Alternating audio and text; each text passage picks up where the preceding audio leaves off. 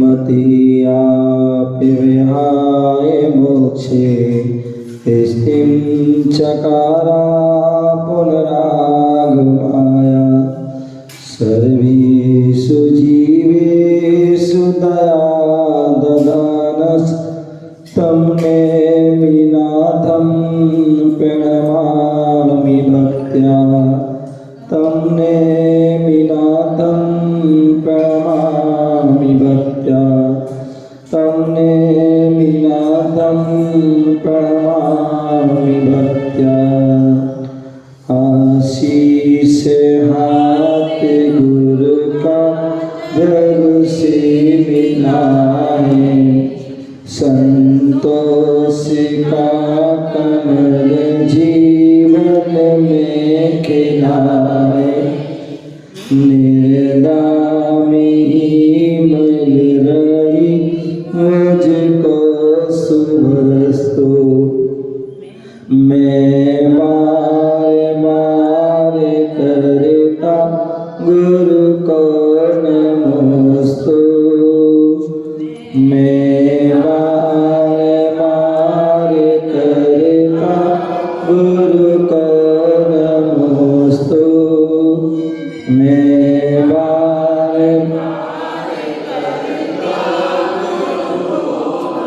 नमिदोड़ भट्टमाणं परमप्पाणं जिनं तु सुदेणे भोच्छामि रहणसारं सायारण्यणदं वीणं नमो हरियन्ताणं नमो सिद्धाणं नमो आर्याणं नमो वज्रायाणं नमो लोये सत्यसाहुणं बोले पंच परमेष्टि भगवान की अनंतानंद सिद्ध परमेष्टि भगवान नेमिनगर आप सभी को पता होगा सिद्ध भगवान कहाँ रहते हैं? जोर से बोलो सिद्धालय में। और सिद्धालय कौन से लोक में है? कौन से लोक में?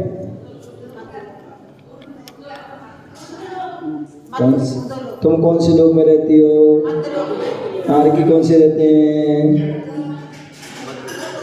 और सिद्ध भगवान कौन? उर्दू। हम सभी को कहाँ जाना है? तो दोनों हाथ कहाँ होने चाहिए? कर लो फिर जल्दी। बोले अनंतानंद सिद्ध परमेष्टि भगवान की जय। लगता है एक अम्मा को ऊपर नहीं जाना है तो इसलिए उनके हाथ नीचे हैं, तो ध्यान रखो सभी। बोले अनंतानंद सिद्ध परमेष्टि भगवान की जय। बोले आदि प्रभु आदि ब्रह्मा आदिनाथ भगवान की जय। बोले नायक श्री नेमिनाथ भगवान की जय। चिंतामणि पारसनाथ भगवान की जय। शासक नायक भगवान महावीर स्वामी की जय। 24 भगवान की जय। परम पूज आचार्य भगवान गुरुदेव श्री कुंद मुनिराज की जय। परम पूज आचार्य भगवान गुरुदेव राक्षसगति महाराज की जय। परम पूज पट्टाचार्य आचार्य विशुद्ध सागर जी महाराज की जय। अहिंसा में विश्व धर्म की जय।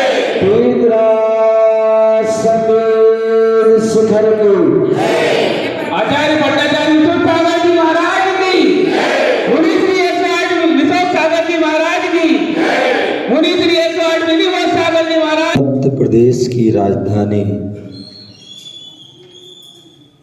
भोपाल करों नेमिनगर नेमिनाथ जिनालय में विराजमान हैं भगवान महावीर स्वामी का शासन चल रहा है। भगवान महावीर स्वामी की जो वाणी खिली वो ही वाणी जिनवाणी के रूप में प्राप्त है। भगवान महावीर स्वामी के बाद मोक्ष जाने के बाद केवली गण हुए और उनके बाद अनेक आचार्य हुए और उन सभी आचार्यों का हम सभी पर बड़ा असीम अनुकंपा रही, उपकार रहे। और उनमें आचार्य कुंद स्वामी महान उपकारी आचार्य हुए, जिन्होंने हम सभी के लिए परम आगम अनेक ग्रंथों को जिन्होंने हमें दिया, 84 पाहुड़ ग्रंथों को लिखा, समय सार, प्रवचन सार, नियम सार, अष्टपाहुड़, पंचास्तिकाय आदि कितने सारे ग्रंथों को लिखा। ऐसे उन आचार्य भगवान कुंद स्वामी ने एक रैण सार ग्रंथ लिखा। संजय भाई, कौन सा? रैण सार ग्रंथ। और रैण सार ग्रंथ प्रत्येक जो है श्रावक और मुनि को पढ़ना आवश्यक है, जरूर पढ़ना चाहिए। तेजो भाई, पढ़ा नहीं पढ़ा आपने? स्वाध्याय किया करें, स्वाध्याय करो। नियम ले लेना आज कि जो है भली एक पेज पर स्वाध्याय करेंगे, लेकिन स्वाध्याय जरूर करना। स्वाध्याय से जीवन बदल जाता है।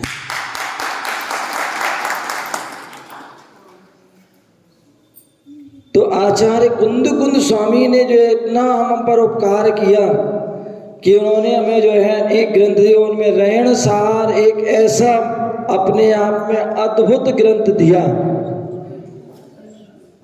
यदि आपको श्रावक और मुनि के बारे में, दोनों के बारे में जानना हो, तो वैसे आपको अनेक अलग अलग ग्रंथ पढ़ना पड़ेंगे। मुनियों के बारे में जानना हो तो मूलाचार पढ़ना होगा। अनगार धर्मा में भगवती आराधना, पर्ण कंडिका, समय नियम आदि जो है बहुत सारे जो ग्रंथ हैं उनको आराधना सारा ऐसे। और श्रावक का जो है श्रावक के बारे में जानने के लिए अनेक प्रकार के, बोले 36 प्रकार के श्रावकाचार 5 भागों में लिखे गए। उनके माध्यम से श्रावकों के बारे में जान सकते। लेकिन आचार्य कुंद स्वामी ने जो है इतनी असीम कृपा की। ये आचार्यों की इतनी महानता, इतना ज्ञान की प्रबलता रहती है कि वो चाहे तो एक शब्द से जो है पूरा ग्रंथ लिख दें, और वो चाहे तो पूरे ग्रंथ का सार एक शब्द में दे दें। बोले समय सार जैसा ग्रंथ, एक शब्द पर उन्होंने पूरे जो है पूरा ग्रंथ लिख दिया। और आचार्य महाराज ने तो उस पर 16 पुस्तक पर प्रवचन कर दिए। आचार्य विशुद्ध सागर महाराज ने जो है उस समय सार पर जो है 16 पुस्तकें जो है प्रवचन हो गए। कितना ज्ञान भरा है। समय सार एक समय मीन्स कौन? आत्मा। किसकी आत्मा? हमारी। समय सार मतलब जो है जिसमें आत्मा का सार भरा हुआ है, ऐसा हुआ समय सार। ऐसे ही जो है रैण सार, जिसमें जो है रैण मन रत्नात्रय का जो सार है, चाहे एक देश रत्नात्रय हो चाहे सकल रत्नात्रय, उसका सार है वह रैण सार। और ऐसे उस रैण सार ग्रंथ में मुनि और श्रावक का वर्णन किया है। आचार्य कुंद स्वामी 11वें नंबर की गाथा के माध्यम से बता रहे हैं श्रावक कौन। गुलाब जी कहाँ हैं? अच्छा नहीं आए, खाली कुर्सी। अच्छा उन्हीं की है।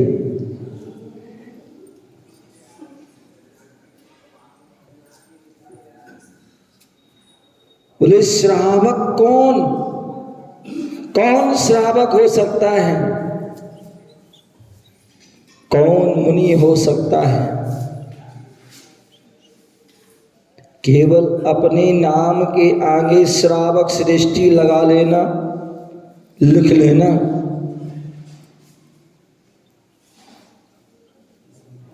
अपने नाम के आगे हम जैन लगा लेना तो क्या उससे हम जैन हो जाएंगे? या श्रावक, सृष्टि, श्रावक, शिरोमणि आदि पता नहीं क्या क्या लगा लेंगे, क्या हम वो बोलेंगे हो जाएंगे? कि लिखने मात्र से नहीं होंगे। फिर कौन होगा श्रावक? तेजू भाई खड़े हो जाओ। बोले श्रावक कौन? नेमी नगर है, यहाँ तो जो है मुनिराजों के चतुर्मास होते रहते, साधु संत आते रहते, इतना विशाल मंदिर, 24 ही मंदिर हैं। बोले श्रावक कौन? ओ श्रावक जो मुनियों के प्रति चलते फिरते दिगंबर वेश, भगवान के प्रति आस्था और गुरु भक्ति रखे, तो श्रावक। बहुत बढ़िया, बेटी ताली वाली। श्रावक कौन बताओ? संजय भाई खड़े हो जाओ, ऐसे काम नहीं चले हाथ जोड़ने से। हाँ बोले श्रावक कौन? किसी का मंडल के कोई भी संघ को हो, कोई भी किसी का मंडल की सेवा करो। बैठ जाए। हाँ बताएं क्या नाम? हो कोमल आप ही हैं? अध्यक्ष। ओहो ताली बजा दिए अध्यक्ष जी के लिए। हाँ बोलिए।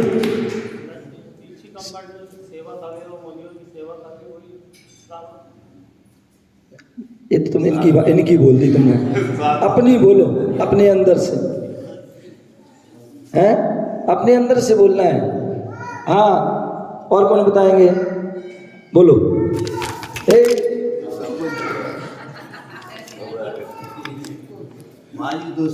कौन? हाँ जो है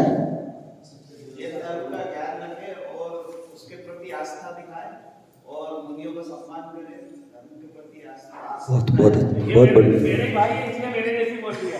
कोई बात नहीं, कुछ तो असर होना चाहिए। हाँ और कौन बताएंगे? हाँ वो भाई साहब हरी टी शर्ट वाले भैया खड़े हो जाओ, नाम तो पता नहीं मुझे इसलिए। हाँ बोलो। और बैठो। हाँ ये जैकेट वाले भैया।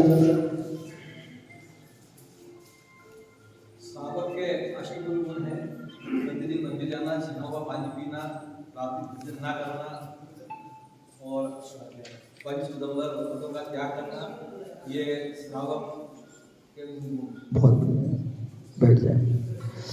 श्रावक शाब्दिक परिभाषा मुझे चाहिए।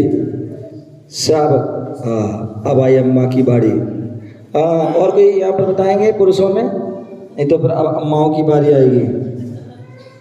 हाँ आओ पीछे वाली खम्भे वाली दरवाजे के पास बोलो।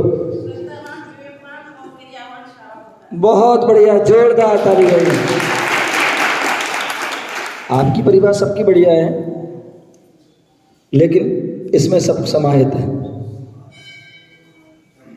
कहने को छोटी सी परिभाषा है, लेकिन बहुत इसमें गूढ़ रहस्य है।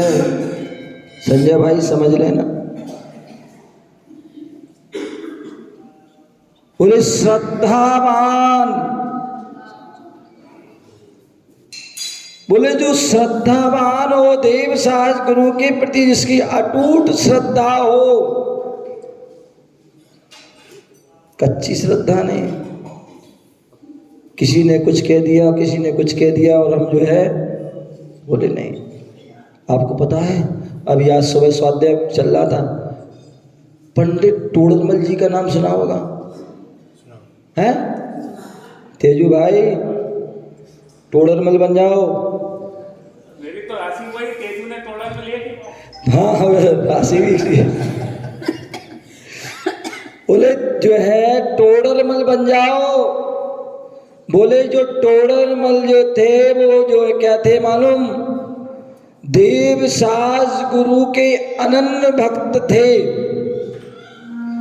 इसके अलावा वो किसी को नमस्कार नहीं करते थे।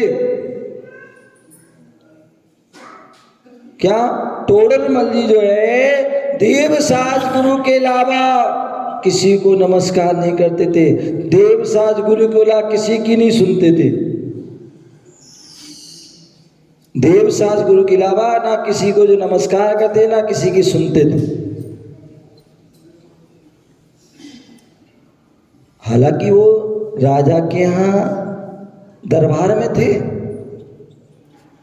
राजा के यहाँ दरबार में थे, राजा के यहाँ प्रतिदिन दरबार में जाना पड़ता था। और वहाँ तो नियम होते हैं, राजा के पास जाओ तो भाई वहाँ उनका अभिवादन करना, उनको नमस्कार करना आदि लोक व्यवहार रहता है।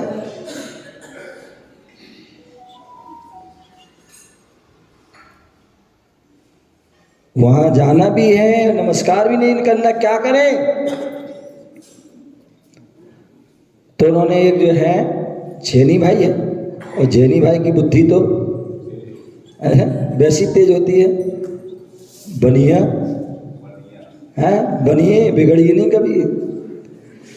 तो जैनी तो वैसे ही था वो। उन्होंने कहा ठीक है भाई, इच्छा वाला अगर जाना भी जाना है क्योंकि वो उनकी आजीविका है, लेकिन नमस्कार कैसे, नमस्कार करना ही देव शास्त्र के अलावा। तो उन्होंने मालूम क्या किया कोमल भाई, क्या किया मालूम? बोले अपनी एक अंगूठी बनवाई। क्या अंगूठी बनवाई? और उस अंगूठी में जिनेंद्र भगवान की एक मूर्त बनवाई। क्या? जिनेंद्र भगवान की मूर्त बनवाई। अब वो जब भी राजा के पास जाएं तो अंगूठी सामने, भगवान की मूर्त सामने, और उसको नमस्कार। अब क्या हुआ? अब उनका प्रतिदिन यही चलता था। कहते हैं पांचों उंगली जैसे बराबर नहीं होती हैं, उसी प्रकार लोग भी बराबर नहीं होते। लोग की सोच, लोग के विचार सबके अलग अलग होते हैं। कुछ अच्छे लोग भी होते हैं, कुछ बुरे लोग भी होते हैं, ईर्ष्यालु, द्वेष करने वाले लोग होते हैं, टांग खींचने वाले, चाहे वो समाज में हो, चाहे नगर में हो, चाहे देश में हो, चाहे राष्ट्र में, हर जगह ऐसे लोग मिलेंगे, हर जगह मिलते हैं। और जैनों में तो खास तौर से मिलेंगे।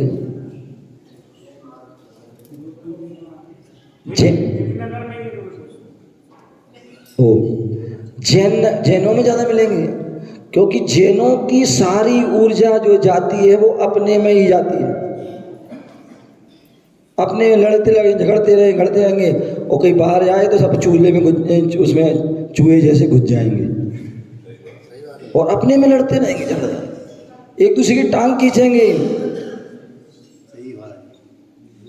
वही हुआ कि उनके दरबार में अनेक लोग थे, कुछ अच्छे लोग भी थे, अच्छा जो कुछ जलने वाले भी थे, टांग खींचने वाले।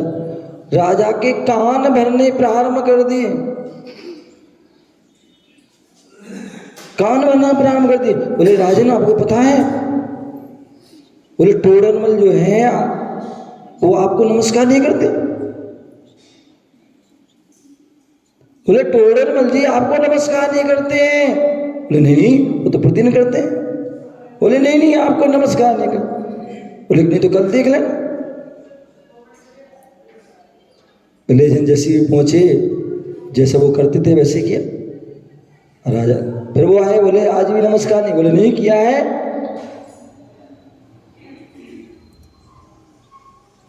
किया है नमस्कार? बोले नहीं किया। एक दिन, 2 दिन, 3 दिन देखा, बोले वो कर नहीं कर रहा है, वो क्या कर रहे हैं। एक बार जो है राजा को भी यार बहुत दिनों, तो उन्होंने पूछ लिया क्यों भाई तुम नमस्कार नहीं करते हो? बोले तुम मुझे नमस्कार नहीं करते हो? बोले नहीं करते। बोले क्यों नहीं करते हो? बोले नियम, नियम है, मेरा संकल्प है कि देव साज गुरु के अलावा मैं किसी को संकल्प नहीं करता हूँ। बोले नहीं, मैंने तो देखा था नमस्कार करते। मैं करता तो हूँ, लेकिन हमारे जो है अंगूठी है, अंगूठी भगवान है, उनको नमस्कार करता हूँ। बोले नमस्कार करो। फिर तो हमारे नौकरों, हमारे जो वो नौकर नमस्कार करना चाहिए। बोले नमस्कार नहीं, बोले नमस्कार करो नहीं तो तुम्हें सजा दी जाएगी। बोले दे दो, आप सजा दे दो, जो होगा मंजूर है,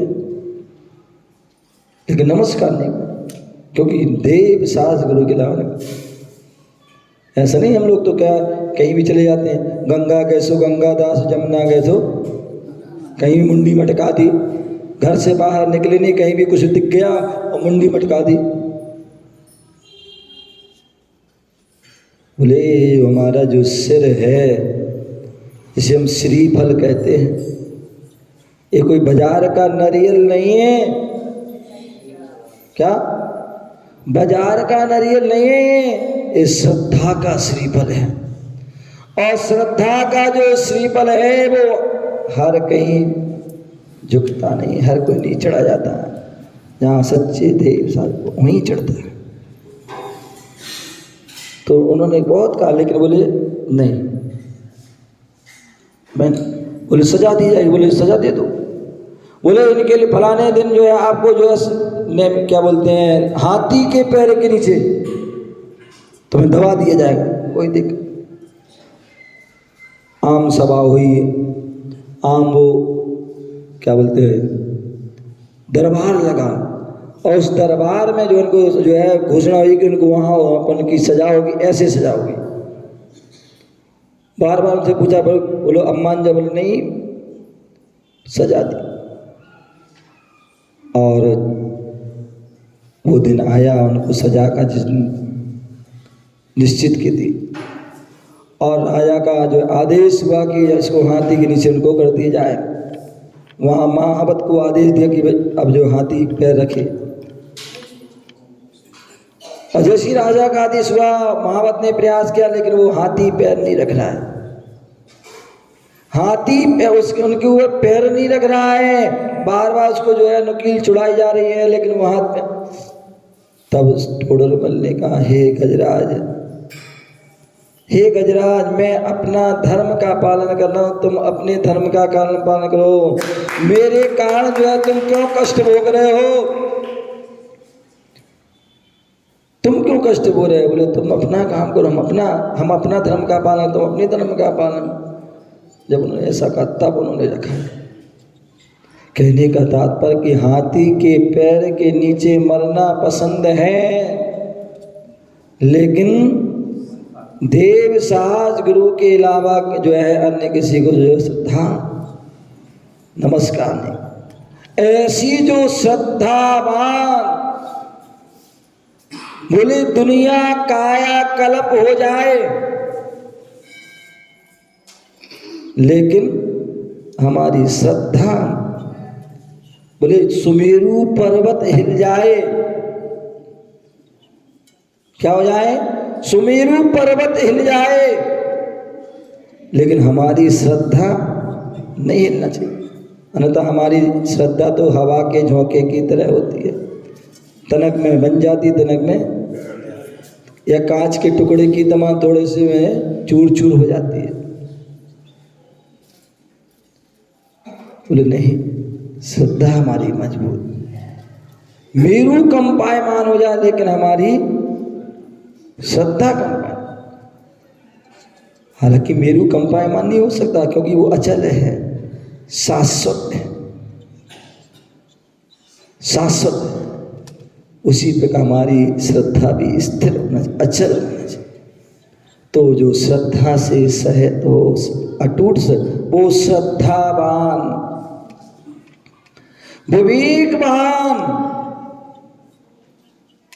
विवेकवान हमें क्या करना चाहिए, क्या नहीं करना चाहिए,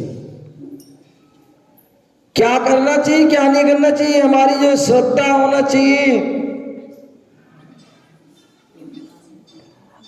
क्या विवेक होना चाहिए।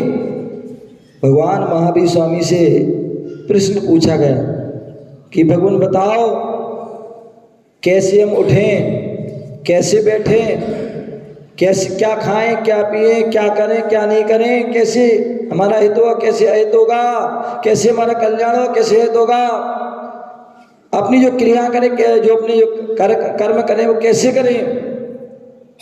तो भगवान महावीर स्वामी की वाणी खिली और उस वाणी में एक शब्द उन्होंने कहा, बोले विवेक से करें, यत्नाचार पूर्वक करें। उठो तो देख करके उठो, बैठो तो देख करके बैठो, चलो तो देख करके चलो, रुको तो देख करके रुको, खाओ पियो जो भी कुछ भी करो विवेक से करो, विवेकवान। ऐसा नहीं कुछ भी बोल दिया, कुछ भी कर दिया, बोले विवेक, क्या करना चाहिए क्या नहीं करना चाहिए, ये विवेक होना चाहिए। देव सास गुरु की भक्ति करना चाहिए, देव सास गुरु की भक्ति करना चाहिए। लेकिन लोग क्या करते हैं, देव सास गुरु की भक्ति से तो दूर भागते हैं और अन्य जो है उसकी भक्ति में लग जाते हैं, अन्य भक्ति में लग जाते हैं। ये हमारा विवेक नहीं। तुम संसार के लोगों की भक्ति करोगे तो संसार ही बढ़ेगा, और देव सास गुरु की जो है भक्ति करेंगे तो मुक्ति की प्राप्ति होगी, मुक्त अवस्था की प्राप्ति, सिद्ध अवस्था की प्राप्ति। तो विवेक, आज हम जो है विवेक हमारा समाप्त हो जाता है, विवेक नहीं लगा पाते हैं कि हमें क्या करना चाहिए क्या नहीं करना चाहिए, कुछ भी कर देते हैं। ने उठाई जीव तरुआ से मार दी, कभी कुछ बोल दिया कभी कुछ बोल दिया, कुछ नहीं भैया। हम क्या बोल रहे हैं, किससे बोल रहे हैं, कब बोल रहे हैं, ये हमें पता होना चाहिए।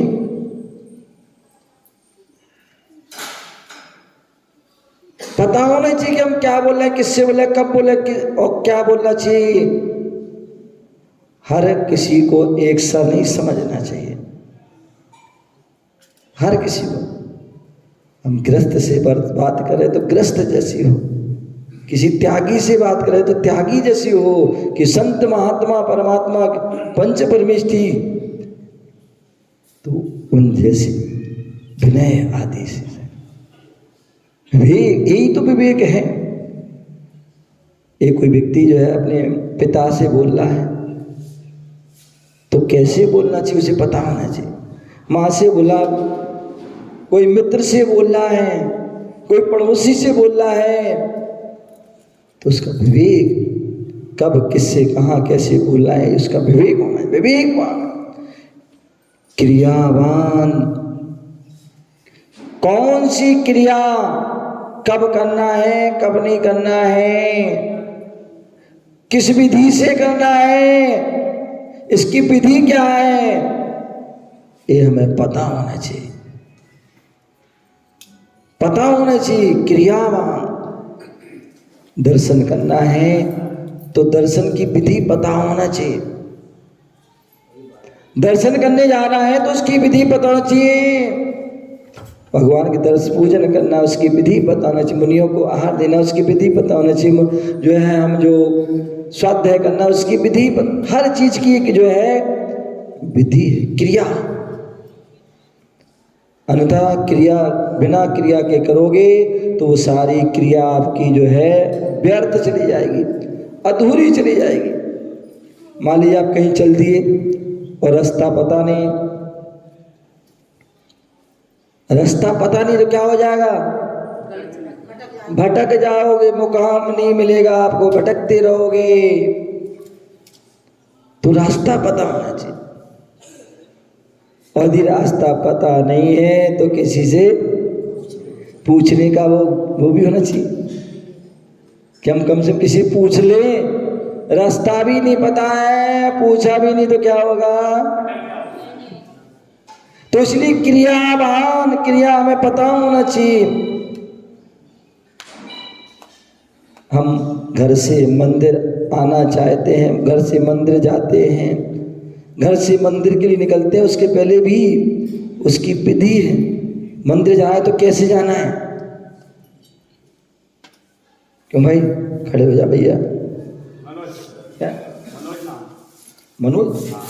अच्छा हाँ मनोज भाई, हम घर से मंदिर के लिए निकलते हैं, निकलने के पूर्व हमें किस बात का ध्यान रखना है?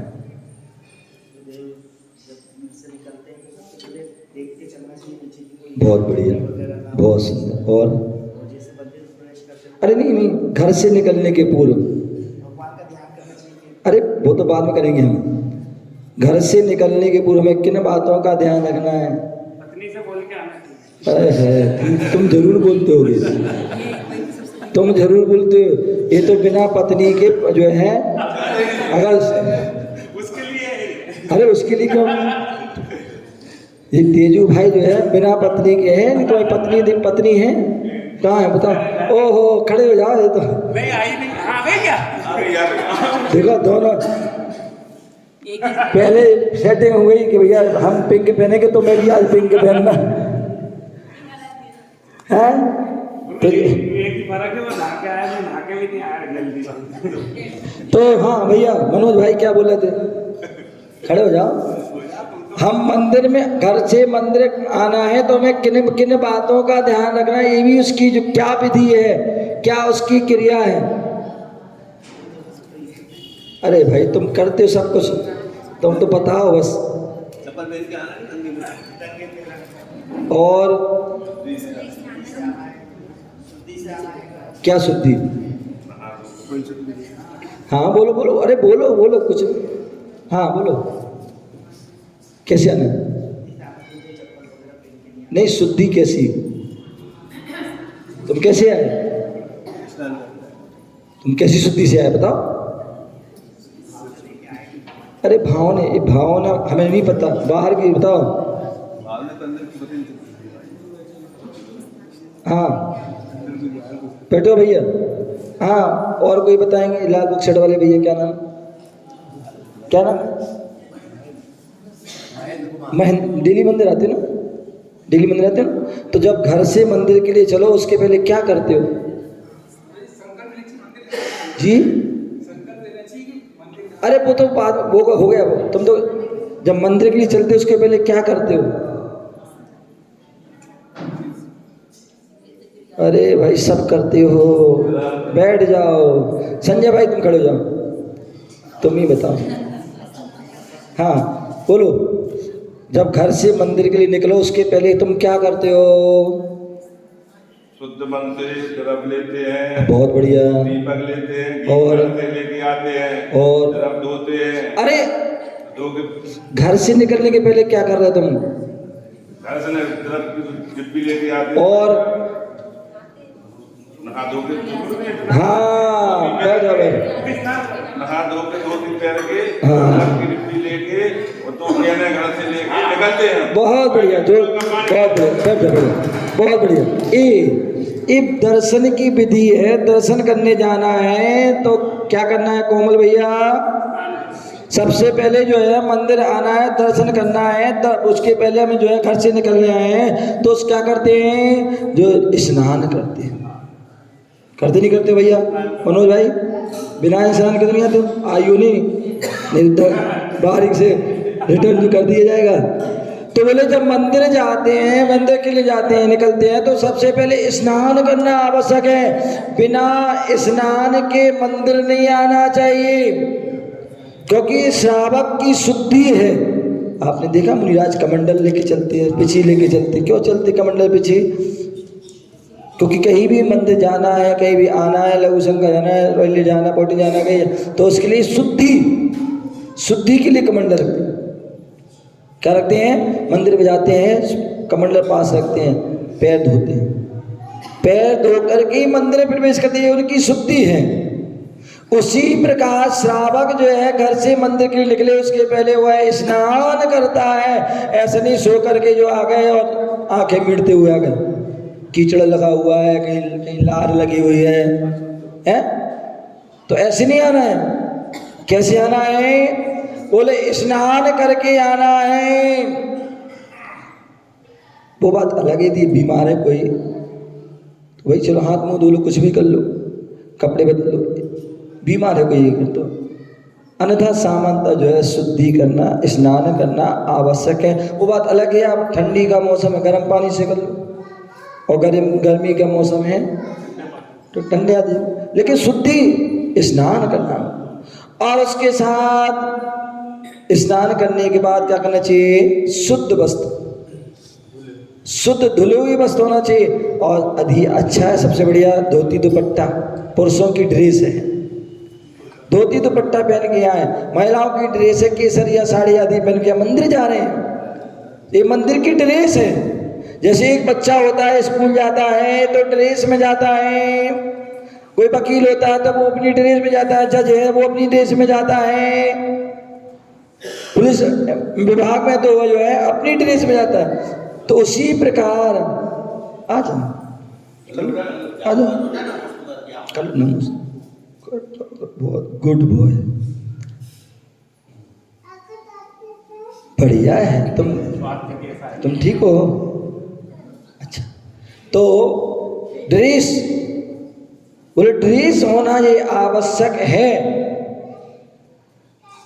तो यदि आप धोती दुपट्टा पहन के, अच्छी बात है, शुद्ध, अगर धोती दुपट्टे नहीं तो कुर्ता पजामा, जो भी धुले हुए कपड़े होना चाहिए, बिना धुले नहीं होना चाहिए। आपने स्नान तो कर लिया, कपड़े वही पहन लिया आपने, पुराने वाले कपड़े वाले, जो अपने बेड वाले, बाथरूम वाले आदि आदि, तो बोले नहीं, बोले मन शुद्धि, मन भी शुद्ध होना चाहिए कि मंदिर जा रहे हैं, वचन शुद्धि, स्तुति आदि पढ़ते हुए जा रहे हैं, काय शुद्धि मतलब काय, तो स्नान होना चाहिए, स्नान के साथ शुद्ध वस्त्र होना चाहिए। और दूसरी बात, 3 लोग के नाथ के पास जा रहे हैं, किनके पास जा रहे हैं? 3 लोग के नाथ के पास जा रहे हैं। जब हम सामान्य किसी के घर में जाते हैं, गुलाब जी क्या, जब हम किसी के घर जाते हैं, समधियाने में जाते हैं, ससुराल में जाते हैं, तो कैसे जाते हो? कैसे जाते हैं? कैसे जाते हैं? खाली हाथ जाते हो? नहीं जाते, देखो वो खाली हाथ नहीं है, नारियल लेके आए। तो ऐसी जो है भगवान एक जो है, जब जो है 3 जो सामान्य आदि, तो 3 लोग के नाथ के पास जाएं और खाली हाथ जाएं तो नहीं, कुछ ना कुछ लेके जाइए, अष्टद्रव्य, नारियल, गोला, बादाम, सुपारी, जो भी कुछ है लेके जाइए, खाली हाथ नहीं जाना। सम्यक्त कौमुदी नाम के ग्रंथ में लिखा है, सम्यक कौमुदी ग्रंथ में लिखा है, 3 स्थान पर कभी खाली हाथ नहीं जाना चाहिए। भगवान के सामने, गुरु के पास, राजा के पास अथवा विद्वान के पास कभी खाली हाथ ना जाए, अंततः खाली हाथ ही जाओ। भगवान के पास जा रहे हो, 3 लोग के नाथ के पास जा रहे हो, तो हम खाली हाथ ना जाए, कुछ ना, मुट्ठी भर के जाओगे, मुट्ठी भर के जाओगे तो झोली भर के लाओगे, और खाली हाथ जाओगे तो खाली ही आओगे। आप देखिए किसी के घर जाओ, अगर खाली हाथ तुम चले जाओगे ना, कोई पूछेगा भी नहीं, और जैसे तुम देखेंगे कोई मिठाई का डिब्बा लेके गए, हाँ, तो सारी आओ भगत हो गई, सब कुछ होगी, और वापसी समय डबल मिलेगा। तो भगवान के सामने जाए कभी खाली हाथ, तो खाली हाथ उनके पास में। राजा के पास जाएं, राजा के पास, राजा के पास क्यों जाते हैं? कोई ना कोई लाभ के लिए जाते हैं। जब थोड़ा लेके जाओगे तभी तो वहाँ बहुत कुछ मिलेगा। कहते हैं एक जो है सूक्ति है इंग्लिश की, बोले नो गिफ्ट नो लिफ्ट। क्या? No gift no lift. यदि आप गिफ्ट लेके जाओगे तो आपको लिफ्ट हर जगह मिल जाएगी, और गिफ्ट लेके नहीं जाओगे तो लिफ्ट नहीं मिलेगी।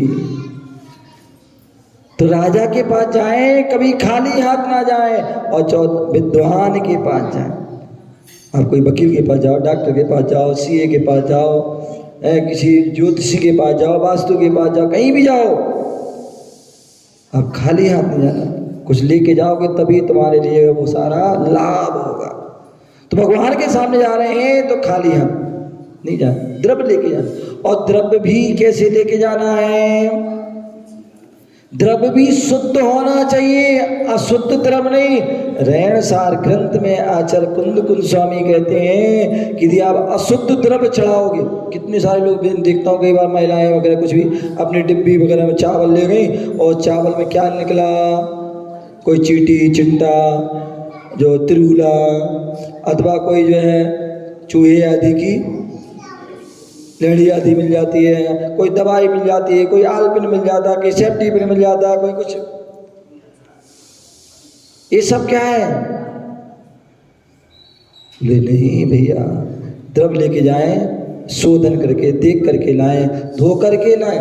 यदि आपके घर में व्यवस्था है पानी शुद्ध की तो घर में धोइए, और नहीं तो मंदिर में धो लीजिए। ऐसा ना कि वो क्या रखा है कोमल जी दरवाजे के पास, हाँ उसमें क्या होता है, द्रव्य उठाओ चढ़ा दो। अरे सुनो तो दिलानी में मैं क्या कह रहा हूं, ये क्या है, ये व्यवस्था अपनी नहीं है, ये व्यवस्था तुम्हारे लिए नहीं है कि आए ऐसे अपने खाली हाथ आ गए और मंदिर की तरफ उठाई और मंदिर में चढ़ा दी। तुम्हें क्या मिला है? प्रभु तुम्हारा ही तुमको ही अर्पित की, तुम्हें क्या मिला? कुछ नहीं, खाली की खाली। बोले अपने घर से द्रव्य लाना चाहिए, और अपने जो है यदि आपके घर में शुद्ध व्यवस्था है धोने की, ठीक है, अन्यथा यहाँ धो करके फिर चढ़ाना चाहिए, लेकिन खाली हाथ नहीं। और अशुद्ध द्रव्य भी नहीं, क्योंकि बाजार से द्रव्य होती है, फैक्ट्री से आई, दुकान से आई, वहाँ कैसी अशुद्ध, तो उसको धोइए। जैसे हम जो है खाने की वस्तु आप लाते हो उसको धोते हैं, साफ करते हैं, उसके बाद खाते हैं, इसी प्रकार द्रव्य भी। तो भगवान के पास जाते हैं स्नान करके, शुद्ध वस्त्र पहन करके, और द्रव्य लेके, शुद्ध द्रव्य लेकर के जाते हैं, और उसके बाद नीचे देखते हुए नंगे पैर, और यदि पास में है तो पैदल। क्या? यदि पास में है तो पैदल जाते हैं, सड़क आदि साफ है तो जो नंगे पैर जाते हैं नीचे देखते हुए जाते हैं। ये जो है उसकी विधि है, ये क्या दर्शन की क्रिया है कि दर्शन को जा रहे हैं तो इस क्रियाओं का, इसका ध्यान रखिए। ऐसी बहुत सारी क्रियाएं, इन सब का हमें ध्यान रखना चाहिए। तो जो श्रद्धावान हो, विवेकवान हो, और जो क्रियावान हो, वो ही सच्चा श्रावक है। आप कुछ ज़्यादा बड़े व्रत नियम संयम पालन कर सको या ना कर सको, तो कोमल जी केवल इतना तो पालन कर ही लेना कि श्रद्धावान, विवेकवान और क्रियावान बन जाना, तो समझ लो तुम सच्चे श्रावक बन गए तेजू भाई। ठीक है ना? इस बात तीन का ध्यान रखना। श्रद्धा, कोई कितना भी कुछ कहे, समझ गए ना, अपनी श्रद्धा पर जो अड़ग रहना है कि हमारे देव साहब के ऊपर श्रद्धा है तो श्रद्धा करना है। उनके लिए जो है पूरे घर, अगर घर को भी छोड़ना पड़े, घरवाली को भी छोड़ना पड़े, समाज को भी छोड़ना पड़े, समाज से भी लड़ना पड़े, झगड़ना पड़े देव साज गुरु के प्रति, तो लड़ लेना, झगड़ लेना, समझ गए ना, वो ऐसी हमारी श्रद्धा होना चाहिए, समझ गए ना। तो देव श्रद्धावान, विवेकवान और क्रियावान ऐसे सच्चे श्रावक बन गए तो निश्चित ही एक न एक दिन आपके लिए मुक्ति का द्वार खुल जाएगा और आप भी मुक्तेश्वर सिद्ध परमेश्वर की श्रेणी में पहुंच जाओगे। श्रावक से सिद्ध तक की यात्रा आपकी हो जाएगी, अन्यथा केवल नाम के आगे श्रावक श्रोमणी, श्रावक श्रेष्ठी और फलाने ये वो लिखने से या जैन केवल लिखने से जो है कुछ नहीं होगा। जब तक हम जो है जैनत्व को ना मान, दिगंबर को ना मानेंगे, तब तक हम जो सच्चे जैनी या सच्चे हम जो है श्रावक नहीं हो सकते हैं सभी लोग उस, क्योंकि हमारे यहाँ दो ही मार्ग हैं। भगवान महावीर स्वामी दो ही मार्ग बताए, या तो श्रमण मार्ग और या श्रावक मार्ग। या तो श्रमण बनिए, मुनि बनिए, और यदि मुनि नहीं बन सकते तो श्रावक बन जाइए और साधु की सेवा कर लीजिए। इसमें ही तुम्हारा कल्याण हो जाएगा, इसमें ही तुम्हारा हित है। जय बोलो महावीर भगवान की।